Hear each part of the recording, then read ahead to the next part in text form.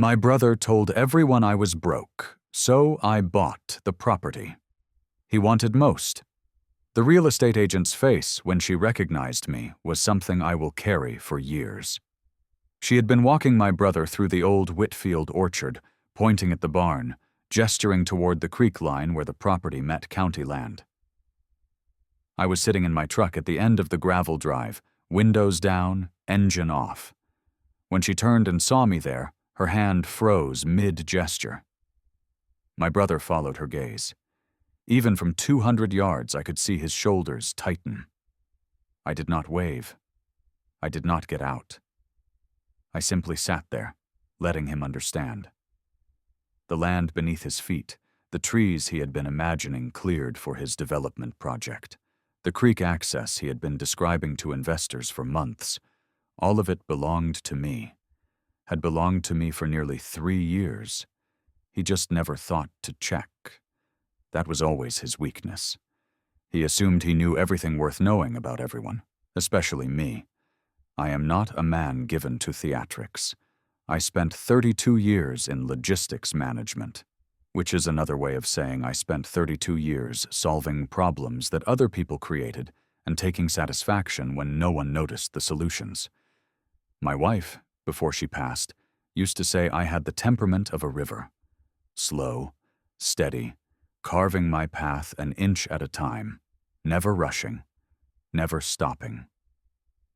She meant it kindly. She understood that patience is not passivity. It is simply a different kind of strength. My brother Gerald never learned that lesson. He is 4 years older than me, which in our family meant he was 4 years more entitled to everything. The first bicycle, the bigger bedroom, our father's attention at the dinner table. When our parents died within 18 months of each other, Gerald handled the estate. He did not ask for my input. He simply informed me of decisions after they were made. I received my share, such as it was, and I said nothing. There was nothing to say. Our parents had not left enough to fight over, and I had already learned that fighting Gerald meant losing twice, once in the conflict itself, and again in the exhaustion that followed. What Gerald never understood is that silence is not the same as surrender. The rumors started about 6 years ago, right around the time my wife's illness began to accelerate. I was taking extended leave from work, reducing my hours, eventually taking early retirement to care for her full time.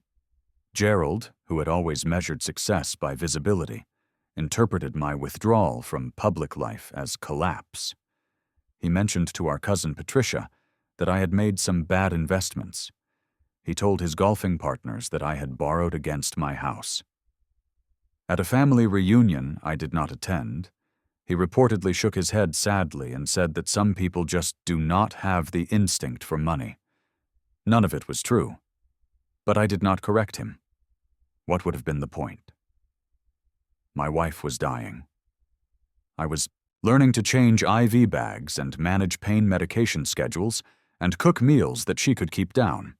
I did not have the energy to care what Gerald thought, and I certainly did not have the interest in proving anything to people who would believe his lies without question.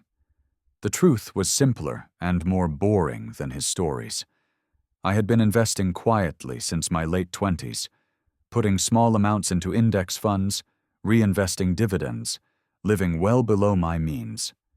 My wife and I never had children, which meant our expenses remained modest even as our salaries grew. By the time I retired, our combined savings and investments had crossed into territory that would have surprised Gerald considerably, but I never mentioned it. Why would I? Money is not a conversation topic. It is a tool.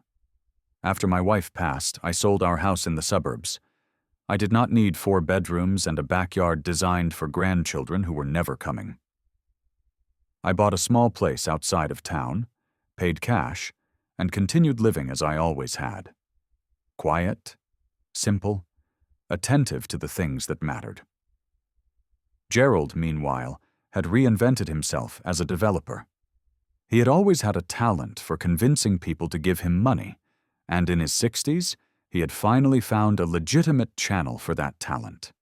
He put together investment groups. He bought land. He built strip malls and medical office parks. Most of his projects were successful, or at least successful enough that he could claim credit and move on before any problems surfaced. But the Whitfield property was different. This one, he wanted for himself. I learned about his interest from our cousin Patricia, who has always been the family's unofficial news service. She called me one afternoon, ostensibly to check on how I was doing, but really to deliver information she thought I would find interesting. Gerald had been talking about a piece of land west of town. The old Whitfield orchard, 47 acres, with creek access and road frontage on 2 sides. He had been trying to buy it for nearly a year, but the owner, Eleanor Whitfield, was in her 80s and stubborn about selling to developers. Gerald had been patient, Patricia said. He visited Eleanor regularly, brought her flowers, took her to lunch. He was confident she would come around. I knew the Whitfield property. I had driven past it hundreds of times over the years, watching the peach trees blossom in spring, turn heavy with fruit in summer, stand bare and patient through winter. My wife and I used to buy peaches there in August, back when Eleanor still ran a small farm stand by the road. It was beautiful land, the kind of place that made you slow down just looking at it. The thought of Gerald turning it into another strip mall sat in my stomach like a stone. I did not act immediately. That is not my way. I thought about it for several weeks, turning the situation over in my mind, examining it from different angles. Gerald wanted the property. Gerald had been spreading lies about my financial ruin. Gerald assumed I was powerless to affect anything in his world. 3 assumptions. All 3 wrong. My first step was research. I drove to the county assessor's office and spent an afternoon looking at property records. The building smelled of old paper and institutional cleaning products, the kind of place that had not changed much since the 1980s. A woman at the counter helped me find the records I needed, pulling thick binders from a back room and showing me how to navigate the property index system. The Whitfield land was valued at just over $400,000, which seemed low for the acreage and location, but reflected the fact that the orchard had not been commercially productive for years. The most recent assessment noted deferred maintenance on the main house and barn, water rights tied to the creek, and an easement for utility access along the northern boundary. I also discovered that Eleanor Whitfield had a grandson, Michael, who lived in another state and had been named in several recent documents as her representative in legal matters. There were 2 powers of attorney on file, one for financial matters and one for healthcare decisions, both executed within the past 18 months. This suggested that Eleanor's health might be declining and that decisions about the property might soon be made by someone other than Eleanor herself. I spent another hour at the assessor's office, pulling records for adjacent properties and studying the zoning maps. The Whitfield land was zoned agricultural, which limited development options, but could be changed with county approval. Gerald would need a variance to build his shopping center, which meant public hearings and community input. I made note of this for later. On my way home, I stopped at the county library and spent the afternoon in the local history section.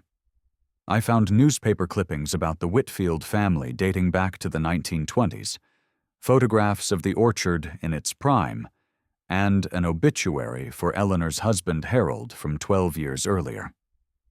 The obituary mentioned that Harold had planted most of the peach trees himself in the years after World War II, using stock from his family's farm in another county. The trees were Alberta and Red Haven varieties, chosen for their hardiness and flavor. Reading about Harold made the land feel less like a commodity and more like a legacy. It reminded me of why this mattered. My second step was introduction. I drove out to the Whitfield farm on a Thursday morning, parking at the old farm stand location and walking up the gravel path to the main house. Eleanor answered the door herself, moving slowly with a walker but alert and sharp-eyed. I introduced myself, reminded her that my wife and I used to buy peaches from her, and asked if she had a few minutes to talk about the property. She invited me in for coffee. Her kitchen was clean, but dated, the kind of room that had not been updated since the 1970s. We sat at a small table by the window, and I told her the truth.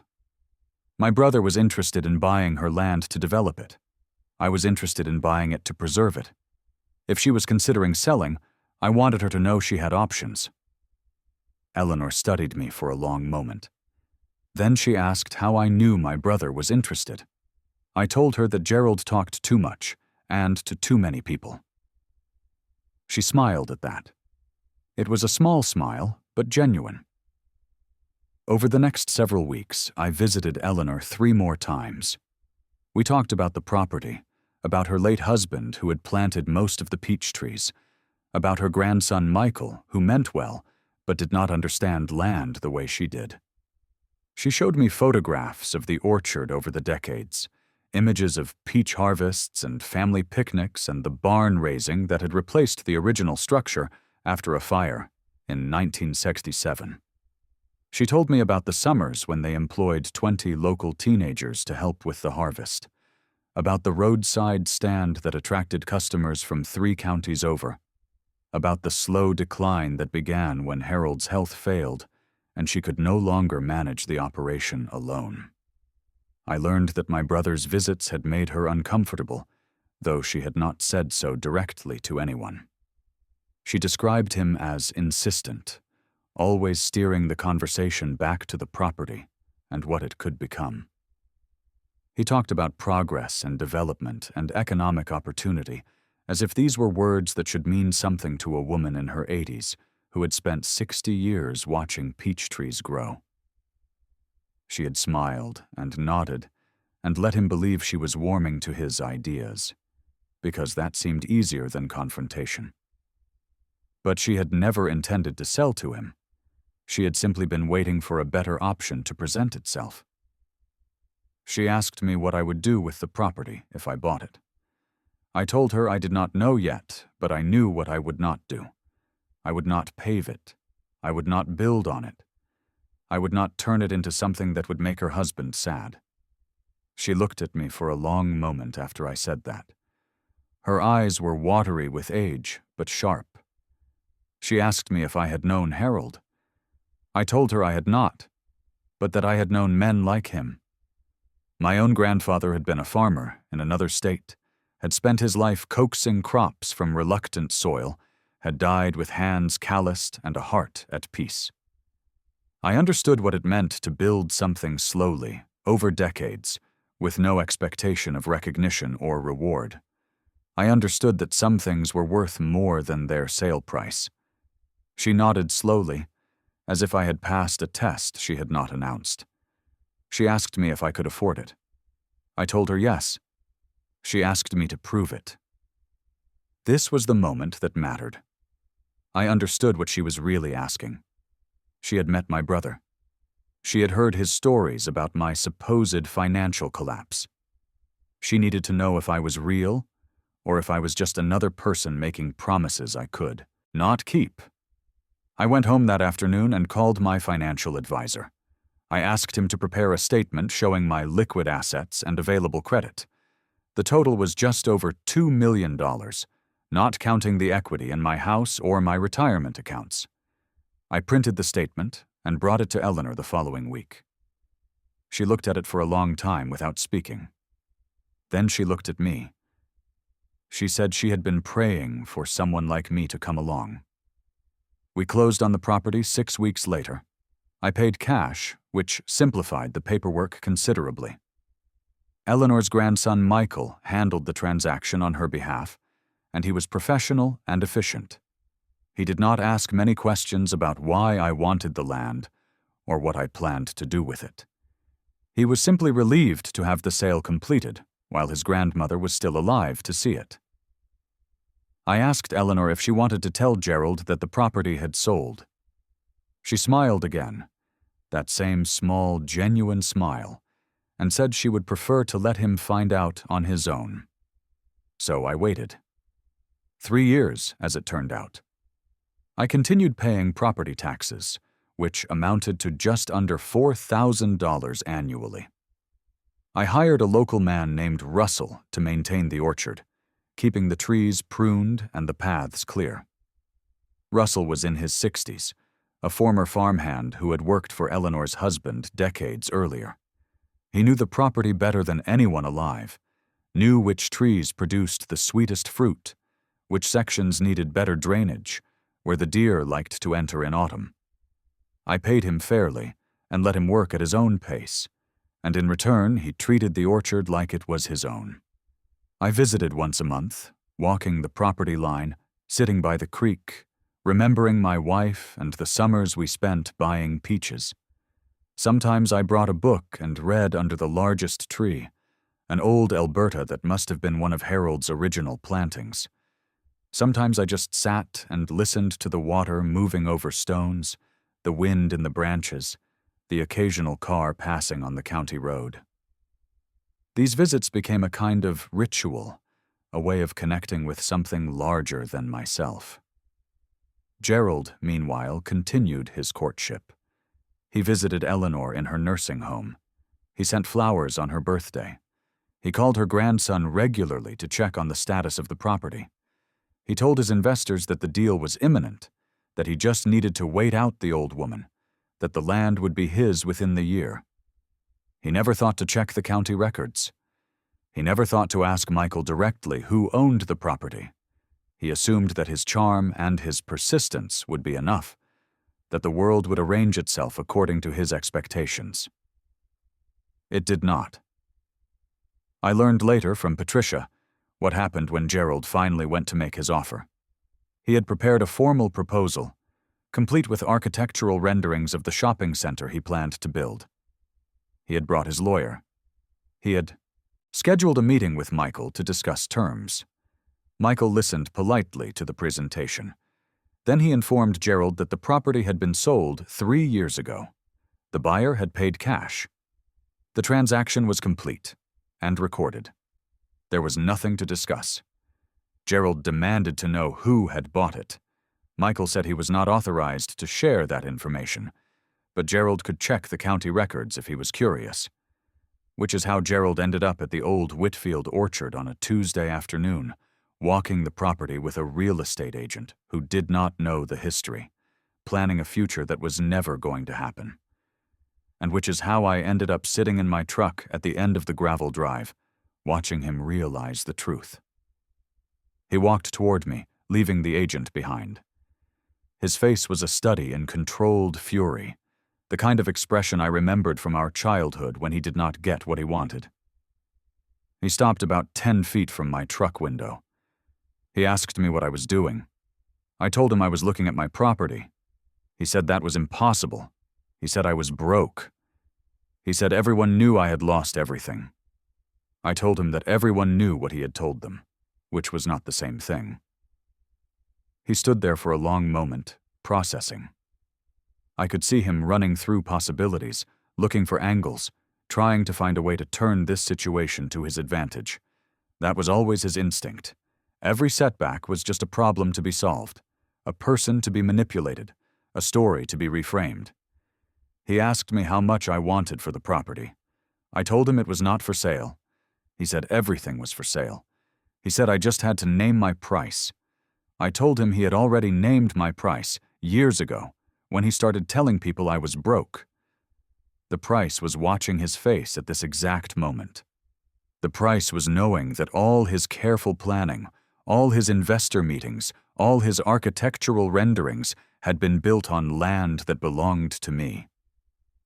The price was seeing him understand that the brother he had dismissed and pitied and lied about had been quietly watching him fail for 3 years without saying a word. He asked me if I understood what he had invested in this project. The time, the money, the relationships. I told him I understood perfectly. I told him that was what made this moment so satisfying. He called me a name that I will not repeat.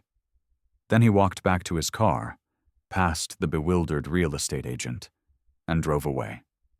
The agent stood in the orchard for another minute, uncertain, then got in her own car and followed.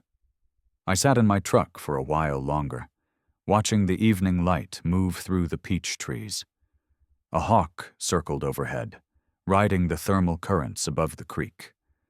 The barn cast a long shadow across the orchard floor. My wife would have enjoyed this, I think. Not the conflict, necessarily, but the patience. The years of quiet work. The refusal to be diminished by someone else's narrative. She had always said that I underestimated my own strength, that I let people overlook me when I should have demanded attention. Perhaps she was right. But perhaps there was value in being overlooked, in moving through the world without drawing fire, in building something solid while others chased spectacle. The drive home took 40 minutes. I stopped at a small grocery store on the way and bought ingredients for dinner. The kind of simple meal my wife had favored, pasta with fresh vegetables and a glass of wine. I ate alone at the kitchen table, as I had every night for 3 years, but the solitude felt different that evening. Lighter, as if I had set down a weight I had not realized I was carrying. The rumor mill shifted after that. Patricia called me 3 days later to report that Gerald had been telling people a new story. According to his version, he had known about my purchase all along. He had decided to let me have the property as a kindness, because he knew how much my wife had loved those peaches. He was generous that way, he said. Family was more important than business. I did not correct this story either. What would be the point? The people who mattered already knew the truth. The people who believed Gerald's version were welcome to it. There was one more conversation worth recording. About 2 weeks after the confrontation at the orchard, Gerald called me. His voice was different than it had been in the field, quieter and more controlled. He said he wanted to apologize for what he had said that day. He said he had been caught off guard and had reacted poorly. He said he hoped we could move past this and maintain a relationship. I listened without interrupting. When he finished, I asked him one question. I asked him if he had ever considered apologizing for the lies he had spread about me, the years of telling people I was broke, the casual cruelty of diminishing me to anyone who would listen. There was a long pause. He said he did not remember saying those things. I told him that was convenient. He said that even if he had said something, he had not meant it maliciously. He said he had been concerned about me. He said he had been trying to help in his own way. I told him that was not how help works. I told him that help does not involve spreading rumors about financial ruin while visiting the widow of the land you covet. I told him that help looks like honesty and respect, not manipulation and condescension. He was quiet for a moment. Then he said something that surprised me. He said that he had always been jealous of me. I waited for him to explain. He said that I had always seemed content, even when I had less than he did. He said that he had never understood how I could be satisfied with a small life, a small house, a small presence in the world. He said that my contentment made him feel like something was wrong with him, like his ambition was a disease he could not cure. I told him that contentment was not the same as smallness. I told him that I had never wanted to be invisible. I had simply wanted to be left alone to build a life that made sense to me, without having to perform for other people's approval. He said he was starting to understand that. I said it was late to be starting anything. The call ended shortly after that. We have not spoken since, which is neither surprising nor painful. Some relationships are not meant to be repaired. Some wounds do not require forgiveness. They simply require distance. The Whitfield property remains mine. I have started to have ideas about what to do with it, though I am in no hurry to implement them. I have thought about converting part of the orchard to a community garden, something that would give local families a place to grow food and children a chance to understand where vegetables come from. I have thought about establishing a conservation easement to protect the creek and the surrounding woodland. I have thought about doing nothing at all, just letting the land exist as it is, beautiful and quiet and free from the pressure to become something more profitable. My brother wanted to turn that land into a shopping center. He wanted to pave the orchard and build chain stores and create another beige monument to convenience. He thought he was entitled to that transformation because he had worked for it, had charmed the right people, had invested his time and energy in pursuit of the deal. But entitlement is not the same as ownership. Effort is not the same as right.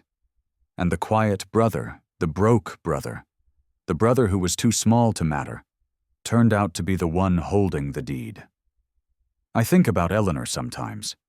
She passed away 8 months after our transaction, peacefully and surrounded by family, according to her grandson.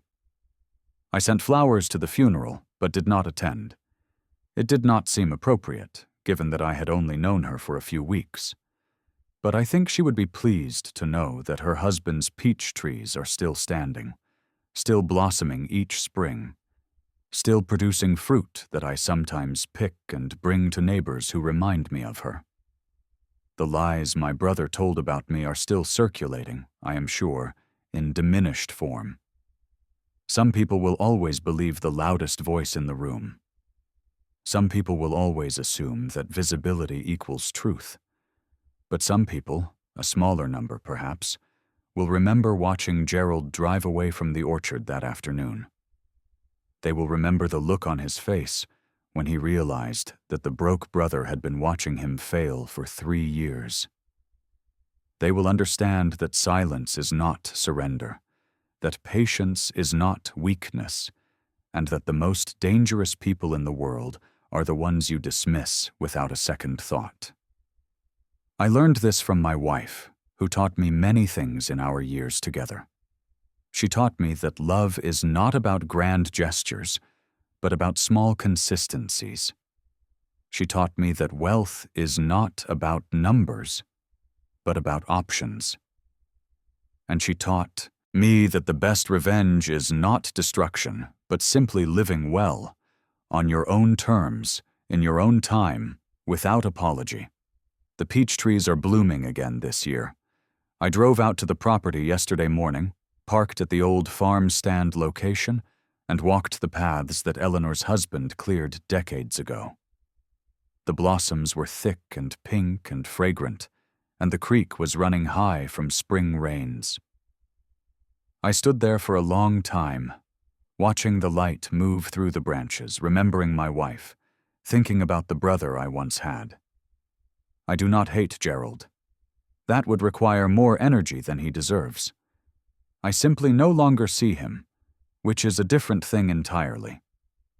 He exists in a world I have chosen to leave, a world of performance and reputation and carefully managed appearances. I exist in a quieter place now, among the peach trees and the creek and the memories of a woman who loved me for who I was, not who I appeared to be. The deed to the Whitfield property sits in my safe at home, next to my wife's wedding ring, and the letters she wrote me during the last months of her illness. These are the things that matter. These are the things that last. Everything else is just noise. Gerald will find another project, another deal, another story to tell about his success. That is his nature, and I have no interest in changing it. But he will not find another Whitfield orchard. He will not find another 47 acres of creek frontage and peach trees and quiet beauty, positioned exactly where he wanted to build his monument. That land belongs to me now, and it will stay exactly as it is, green and growing and unimproved, for as long as I draw breath to protect it. Some victories are loud. They come with applause and recognition and the satisfaction of public vindication. But the best victories, I have learned, are quiet. They come with the knowledge that you have protected something worth protecting. that you have refused to be diminished by someone else's narrative, and that you have built a life that makes sense to you, regardless of what anyone else believes. My brother told everyone I was broke, so I bought the property he wanted most. And now, when I walk through the orchard in the morning light, I do not think about him at all.